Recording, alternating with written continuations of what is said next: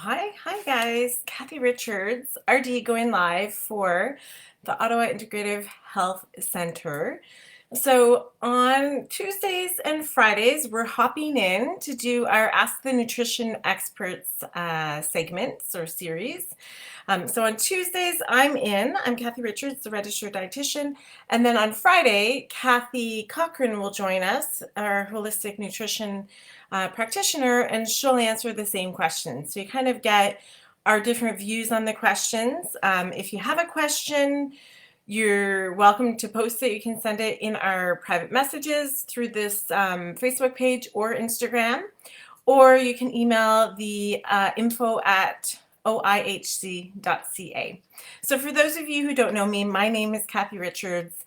I'm a registered dietitian who's been helping people get healthier and ultimately wealthier for over 20 years. So what does that mean? That means I work with people, I help them get off their medications, I help them improve their sleep, I help them improve their energy levels, I help them lose weight. Whatever their focus is, I work with my clients to build a plan that works with their lifestyle, where they're at, and we go from there. So it's not like 0 to 60 and 5.2 kind of thing. It's working with the individual where they're at in their life, where they're at in their health journey, and building from there. So today's question came to us from one of the other practitioners in the clinic, Victoria, one of our wonderful physiotherapists. And her question is, what are your views on intermittent fasting? Are there any precautions to doing this, and or any people that should not do it? Okay, so thanks for submitting the question, Victoria. She gave us lots of questions to work with. Last week we had a different question from one of our community members at the OIHC as well. So I'm going to go through, as usual, I kind of keep my training short because I know we don't have tons of time, but if you guys have questions, pop them below, or feel free to send a message through and say that it's for me and I have access to answer your messages through this page or through the info@oihc.ca. They can get the question to me and I can answer yours as well. And don't forget, we have free 15-minute consultation calls through the clinic as well. I'll pop the link to that below the video after it's saved on Facebook, so you guys can book an appointment to ask your question as well and get some free advice during like that one-on-one little meeting. So intermittent fasting, what is it? So it's super popular. Lots of people are doing it. I've seen my clients over the last 3 years really embrace intermittent fasting, and I did some training back in 2018 on how intermittent fasting could fit into your lifestyle, and it was one of my most popular trainings at that point. So intermittent fasting is basically an eating pattern that cycles between periods of fasting and periods of eating. Okay, so if you think back to our hunter and gatherer days, intermittent fasting wasn't uncommon because food wasn't always available. So sometimes they would eat more and sometimes they would eat less. So they were kind of automatically doing that intermittent fasting approach. So it's based on when you should eat, not what you should eat. So it's more of an eating pattern because it's not so much focused on helping people with what to eat to be healthy. It's just giving them the parameters around their eating windows or their eating times. So really popular is the 16-hour fast and an 8-hour eating window, or you may hear some people refer to it as a 16-8. Or some people will do a 24-hour fast a couple of times a week. And once people get into it, it's not uncommon for them to extend that fast and go a bit longer as well. So 16-8 is usually the easiest and the most popular. And to be honest, I have some clients, had one referred last week to myself and to another practitioner who focuses on intermittent fasting. And I know she was already doing intermittent fasting. She was skipping breakfast. So technically she already had that 8-hour eating window. So she was kind of already doing it, and the guidelines that he was going to share with her weren't really going to change that approach. So some people automatically do it without intending to. There's also an eat, stop, eat approach. That's that 24-hour fasting once a week or twice a week. So you would eat supper tonight and then you wouldn't eat again until supper tomorrow night. There's also something called a 5-2 diet, which isn't as popular. I don't see very many of my clients coming to me doing this. But it's where you consume 500 to 600 calories on 2 non-consecutive days, and then the rest of the days of the week you eat normally. So it's reducing that caloric intake. When someone comes to me and they're already fasting or they have questions about it, as a registered dietitian, I'm focused on the science behind or an evidence-based practice. So I'm going to work with them on what works. But if they're coming to me and they're doing that approach, I'm not going to deny them what they're doing. My goal is to work with them and give them the most nutrition that I can get in their diet with the approach that works for them. So if they're doing intermittent fasting, that's great. I'm going to make sure in that eating window that they're getting lots of nutrient dense foods so we know that they're getting what they need. So it's you're reducing calorie intake, and I'm looking at my notes because I don't want to miss anything. But when you fast, several things happen in the body on a cellular and on the molecular level. So your body adjusts its hormones, and it basically makes the fat stored in your body a little bit easier to get or more accessible. Your cells also initiate a repair process, and that changes how our genes are expressed. So our cells repair every night while we sleep. So that's why there's a benefit to getting enough sleep. Our body actually goes into a bit more stress while we're sleeping, the way that the cells are repairing themselves. And I talked about that in last week's video where we touched on immunity and sleep. If you follow me anywhere, I'm always talking about sleep because it's the most important determinant of health, in my opinion, above food, above exercise. If we don't get enough sleep, our body gets put under stress. And we know that when we sleep, our body does that repair process. It actually increases some of those stress hormones as it's repairing our cells and things while we sleep. So if we shorten that sleep window, we actually wake our body up while it's still in that process. So it can't do all the repair that it wants to do. So a couple other things that happen in the body. So human growth hormone, it goes up. Okay. And that's why in intermittent fasting, you get the benefit of not losing as much muscle. You actually get to maintain your muscle compared to other low calorie intakes, and you get to lose some fat because of how the growth hormone works. Insulin sensitivity improves. So your levels go down for your insulin response, and that makes it easier for your body to get to those fat stores and reduce your fat as well. Cellular repair, I already commented on, but when fasting cells initiate cellular repair process, so you might hear people talk about autophagy. I can't always say that.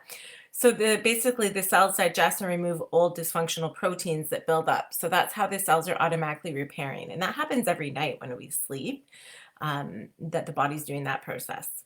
It also changes some of gene expression, and that's where some of the research is looking at longevity and longer life with fasting as part of your health program. So the main thing people are using intermittent fasting for, a lot of my clients come to me using it, and they're using it for weight loss, okay? Because basically you're eating less, you have a shorter eating window, and usually you're consuming less calories. It also changes those hormone levels, and that helps with weight loss. So remember, it's decreasing the insulin response, increasing growth hormone, which makes more of the fat burning hormone norepinephrine. So then you'll burn more fat. So short-term fasting, there are good studies to show that it increases your metabolic rate by 4 to 14%. So you can burn more calories when you're in that fasting state.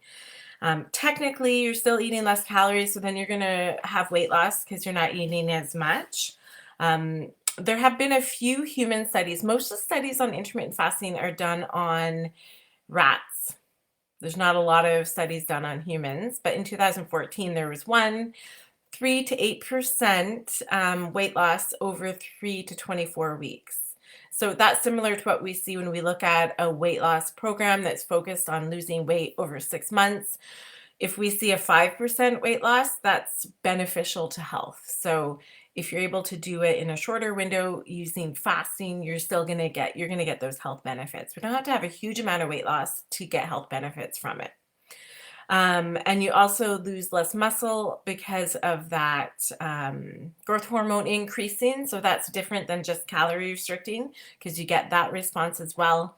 What they also saw was reduced waist circumference, and that's key because the weight we carry on our trunks and on our bellies, that's what puts us at risk for heart disease and other metabolic conditions. So you want to really focus on reducing waist circumference, and the studies do support that intermittent fasting can help with that. So that's a good thing. But it's also not an invitation to binge at your eating times. So some people will do intermittent fasting and then consume large amounts of food during that eating window, and then they don't lose weight. So, oh, they say it's not working for them, but it still comes down to that caloric intake that has to be reduced to get that weight loss. So health benefits to intermittent fasting, you can get weight loss. Like I said, you're already reducing the insulin resistance. Some studies show reduced inflammation, but as long as other things aren't increasing inflammation. So I'm going to touch on that as well. It can help heart health because it might reduce the LDL, which is bad cholesterol, and increase or reduce your triglycerides, which is one of the fats in your blood as well. So there's the benefits. When they look at animals, they see benefit for cancer prevention. So again, those are animal studies. We don't have human studies to show that. Brain health, there's some research that shows when you're in a fasted state, you increase the brain hormone, BDNF, and that can aid in growing new nerve cells in the brain. So there's some benefit with that. And again, anti-aging, the research has been on rats. So they've lived 36 to 83% longer when they had longer fasting periods. So again, we're not rats, but that's what the studies have been on. So studies are in their early stages, short term, and they're on animals. So we can look at that and get some idea of some of the benefits.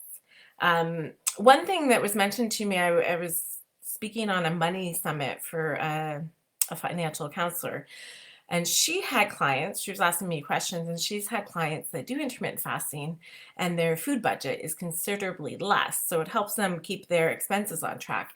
So if you're doing intermittent fasting, yeah, you're going to eat less because you're eating less often, your window is smaller.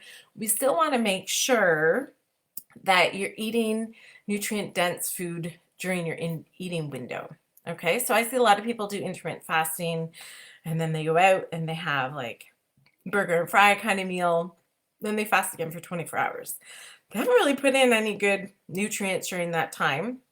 So long term, that's not setting them up to reduce rates of cancer and things because they're not putting those healthy antioxidants and flavonoids into their body during their eating window.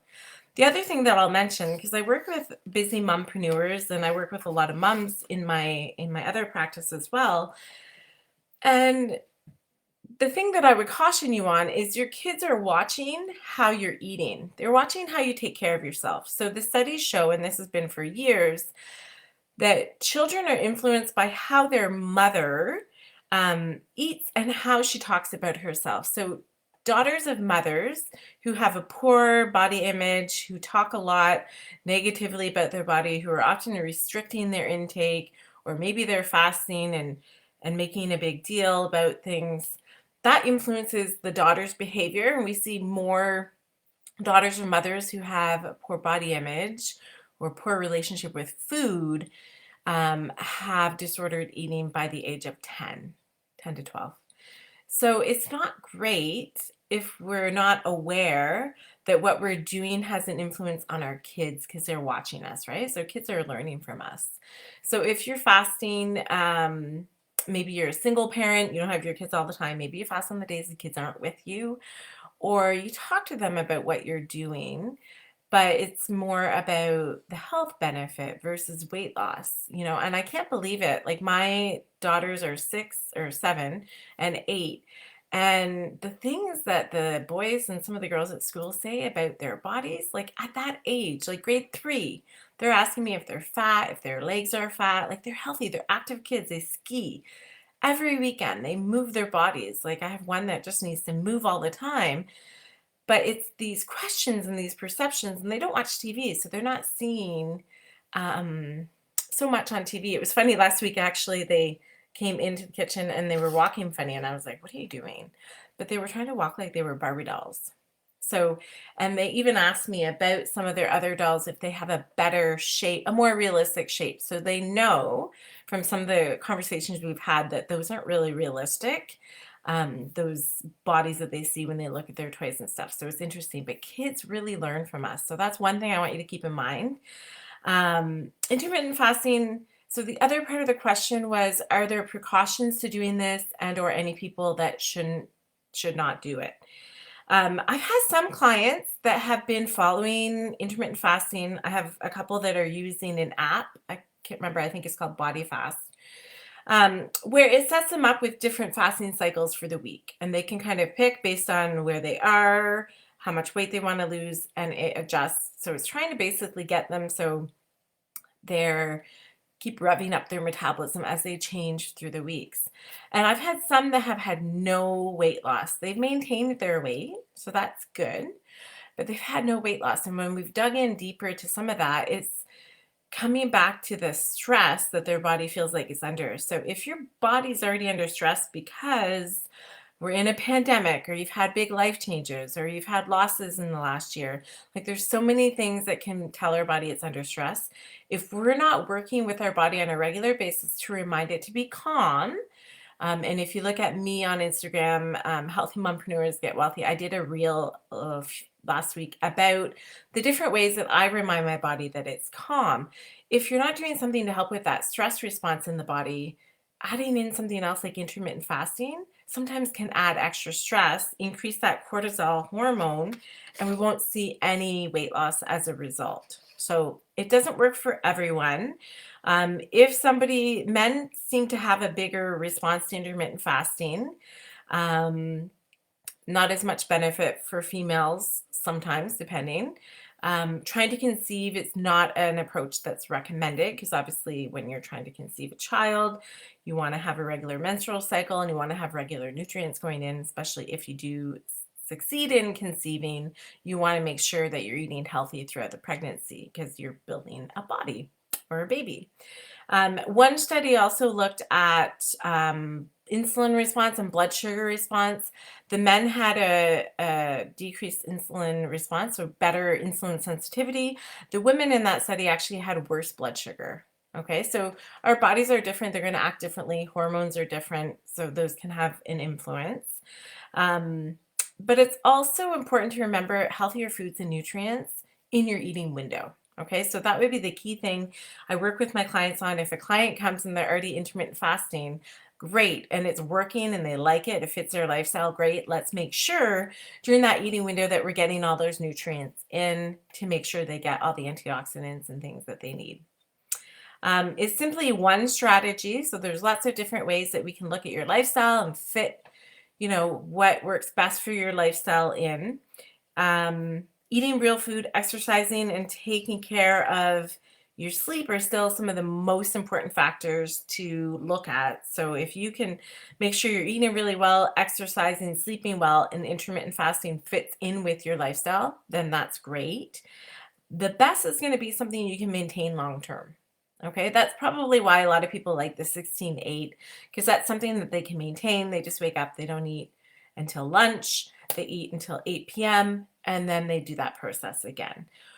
Stress, if you're depriving yourself of food for an extended period of time, it can, like I said, increase that cortisol or that stress hormone. And high levels are associated with more fat storage. So what I've seen during the pandemic, especially in a lot of my clients, is they'll have weight gain around their middle without any changes in caloric intake. Their activity hasn't changed significantly to account for that extra weight gain that we see on the trunk, but it's that stress hormone changing that's causing some of that weight gain. So if you're already in a high stress period, and I worked with a dietitian in the States last 2 years ago, I guess. I was doing some of her keto stuff with her.